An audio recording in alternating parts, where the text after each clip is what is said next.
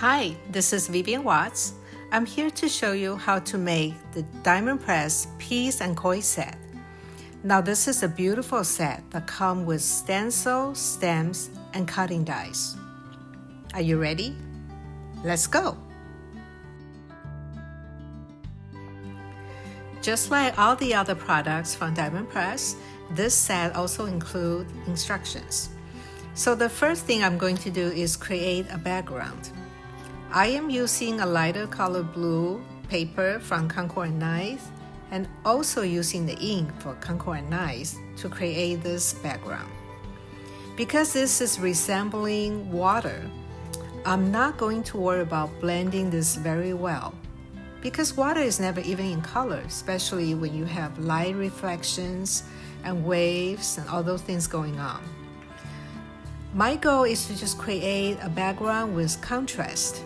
So I have the waves in a lighter color, which is the color of the paper, and the ink will create depth.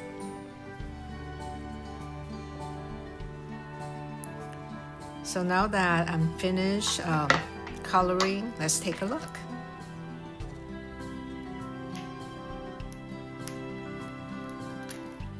Okay, I'm liking it so far. It's a very pretty stencil. So our next step is to create the koi fish. You will notice that there's several pieces that we have to make in order to put together a fish. So you could use different color for each die, but I am showing you a much easier way that will achieve stunning results. So I am going to blend colors on a piece of white paper. If you have ever seen koi fish in person, or if you have ever seen pictures of koi fish, you would notice that they almost look like they are watercolor painted. They have very different colors, and some are very vibrant, some are more muted. So I'm going to create a similar result using red and yellow, and later adding a third color to create more depth. Again, I'm not going to blend very well. I just want to create different areas with different depths of color. I think that will achieve a more interesting result later.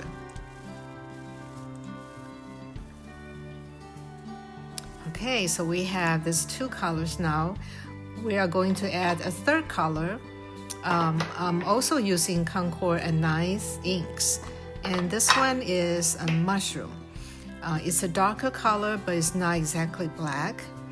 I think this is going to add different layers of color to the fish, which will really resemble the real fish. So I was checking my background with this color, and I'm liking the contrast.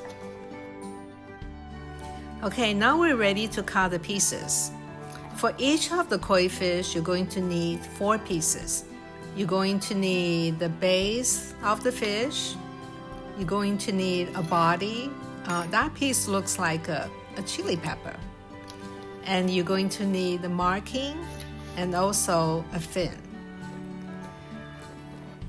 I am using a die cutting machine that has a magnetic mat. So I'm going to put my cutting dies directly on top of my paper, trying to catch different shades of color with different depths, so it will create more interest once I finish assembling them. If your cutting machine doesn't have a magnetic mat, you can use a low-tech tape to tape everything down so that they won't move once you run them through your die cutting machine. So again, I'm trying to catch different areas of colors, making sure that I have different looking fish once I'm done with them. All right, for the body of the fish, you're going to need 2 pieces because we do have 2 fish as we're working on right now. Okay, now that we have all the pieces, we are going to start putting them together. So here I am trying to put different pieces together to see if I like the look. You will see me changing my mind, maybe overthinking it, but eventually I got the kind of result I prefer.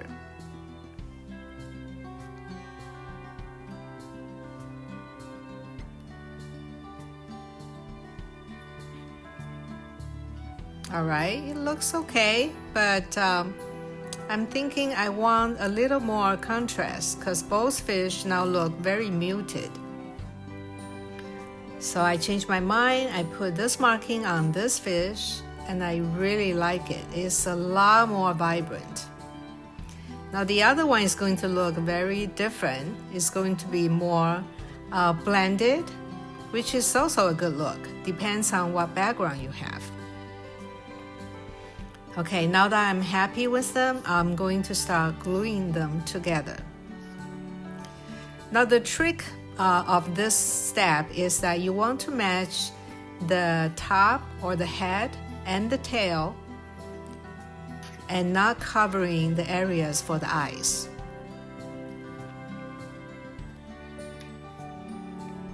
All right, so this is the piece, the body, which I think that looks like a chili pepper. Okay, so we're trying to match or line up the top, the head, and also the tail. It's starting to look like a fish, a koi fish already. I really like it. Now the marking is really going to make the difference. And you'll see, once we put the marking on, wow, that becomes a lot more stunning.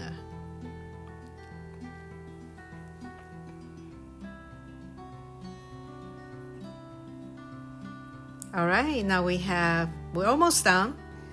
The last step to finish this fish with assembling is the fin. So we're going to put the fin on the back of the fish. Okay, so we're almost done with the fish. Now we work on the second one. Using the same method, the same steps, we put the body on first, making sure we don't cover the area for the eyes. And now the marking. Then the fin.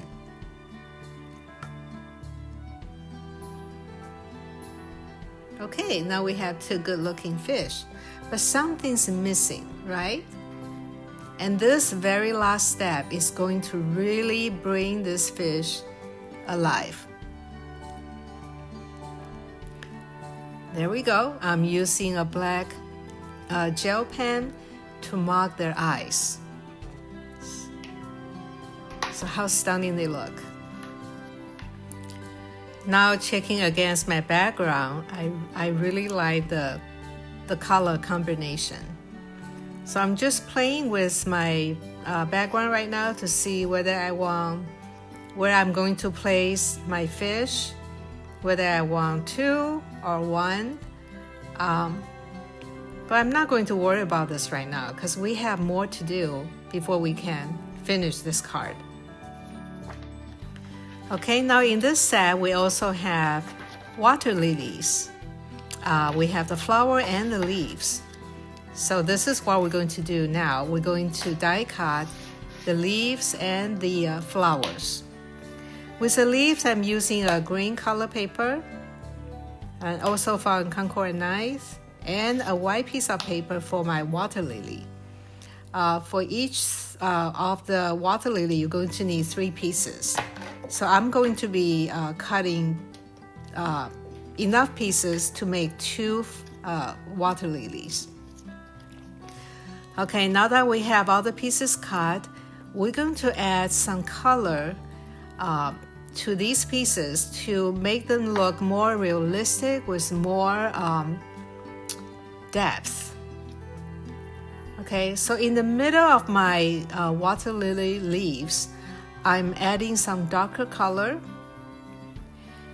If you have ever seen water lily in person, you know that the leaves are beautiful with different curves and different depths. So we're trying to achieve that kind of a result by simply blending some color in the middle and on the edges.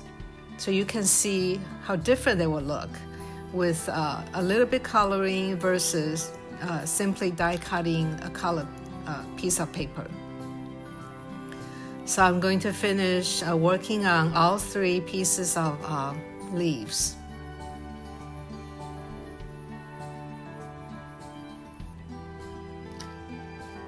Almost done. A little more and then we'll be done with all the leaves. Now we move on to work on the water lilies.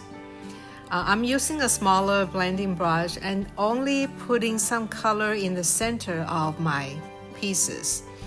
I'm not even worried about covering the whole entire flowers because I want the white to show, to see some, to have some layering effect.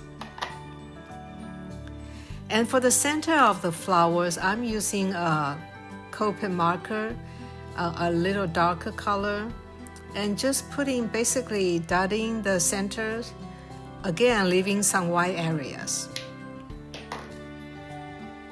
To assemble the flowers, you put the second piece on the bottom piece and then the center of the flowers on top. Okay, this is what it's going to look like. So now it's time to glue them together. I like to only put glue in the center of my piece and leaving the edges free because I like the layer look. Sometimes I curve them, sometimes I don't, but in this case, I'm just going to leave them as is.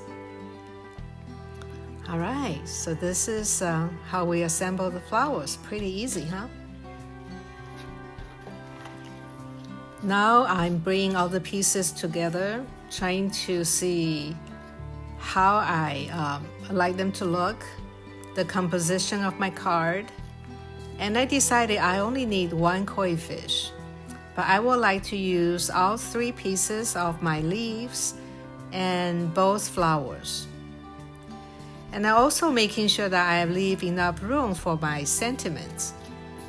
So right now I'm just playing with them to see if I like the look of my card once it's all done. All right, so I think it looks fine and I'm leaving space for my sentiment. So picking from the stems that's included in this set, I am going to use this one. It says, wishing you peace and koi. Because my background is darker in color, I would like to emboss my sentiment so it will really pop. All right, the way I'm doing that is to put everything in my MISTI stamping tool. And then once I know where I want my stamp to be, I will remove everything. Okay, because this is a stamping tool, even if I move the background a little bit, I know my stamp will still go on the correct place. All right, now I'm going to use a white pigment ink to get ready for my embossing. But before that, I'm using embossing tool, so I don't have embossing powders going everywhere. Okay, now let's stamp.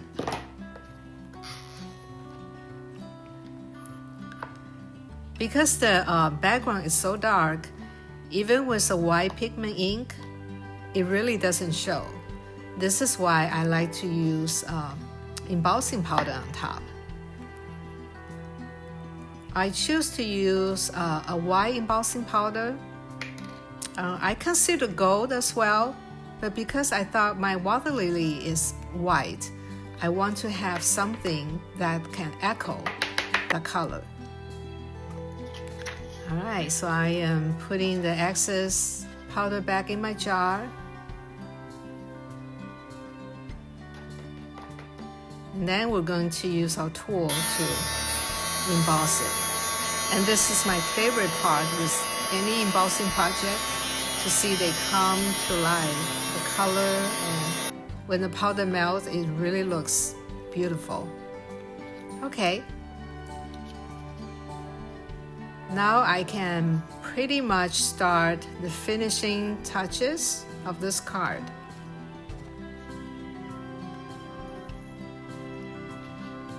Putting my pieces together, I want to cover some of the corners, because to me it's a more balanced look.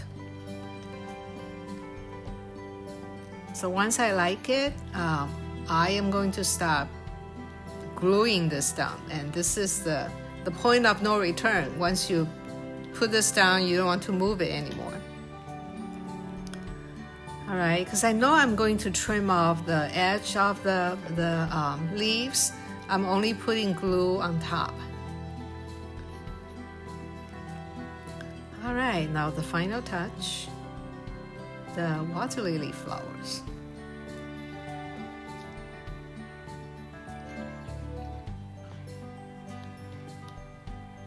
Okay. Now we're going to trim off the excess. And there you go. This is the front of our card. And the only thing left for you to do is to put a card base and glue this one. Oh, wait. We do have one more step. We are going to add some embellishment. Okay, so they look like water drops or the dew drops on the water lilies. And I really like it. Now it's your turn. Have fun!